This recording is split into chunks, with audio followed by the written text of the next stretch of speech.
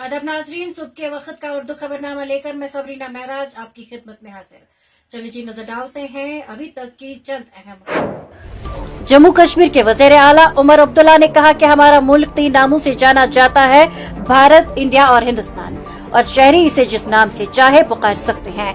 RSS के general secretary के उस बयान पर रद्द-ए-अमल देते हुए जिसमें उन्होंने कहा था कि अगर मुल्क का नाम भारत है तो इसे सिर्फ इसी नाम से पुकारा जाना चाहिए।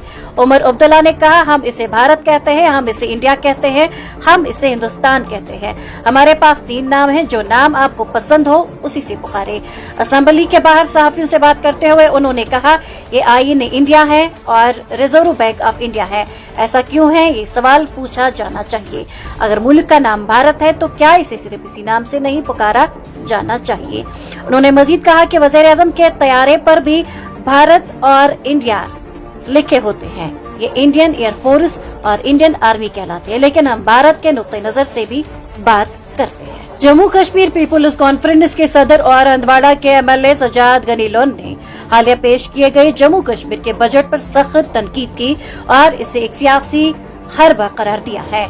असेंबली में इज़हार ख्याल करते हुए सजाद लोन ने कहा कि बजट साजी एक पेचीदा और हिकमत अमली पर मबनी अमल है जो अमूमन तजुर्बाकार अफसरान की निगरानी में होता है, मगर इस बजट की इक्तिसादी पायदारी पर शदीद सवालात उठते हैं। सियासी पहलुओं पर तबसरा करते हुए सजाद लोन ने कहा कि जब मैं इस बजट को सियासी तनाजुर में परखता हूँ तो ये नया कश्मीर के इसी बयानिए की गूंज मालूम होता है जिसे वज़ीर आज़म नरेंद्र मोदी और बीजेपी ने 5 अगस्त 2019 के बाद से जारहाना तौर पर फरोग दिया है।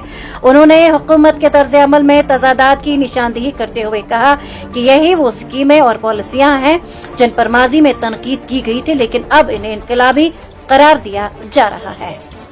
नेशनल कॉन्फ्रेंस के रहनुमा और एमएलए हजरत बल सलमान अली सागर ने असेंबली में यौमिया उजरत पर काम करने वाले मुलाजमीन, आरजी मजदूरों, एचडीएफ मुलाजमीन, सीआईसी ऑपरेटर्स, एनवाईसी वर्कर्स और दीगर आरजी मुलाजमीन की मुस्तकिली के मसाइल को जोर शोर से उठाया। इसके साथ साथ उन्होंने बिजली के बकाया जात पर एक मरतबा एमनेस्टी देने का भी मुतालिबा किया। उन्होंने हुकूमत के इस फैसले का खैर मकदम किया जिसके तहत उन अहम मसाइल का जायजा लेने के लिए एक कमेटी तश्कील दी गई है। ताहम उन्होंने जोर दिया कि मुतासरा मुलाजमीन को इंसाफ फराहम करने और बिजली के बिलों से परेशान सार्फिन को रिलीफ देने के लिए फौरी और मौसर इक़दाम किए जाए।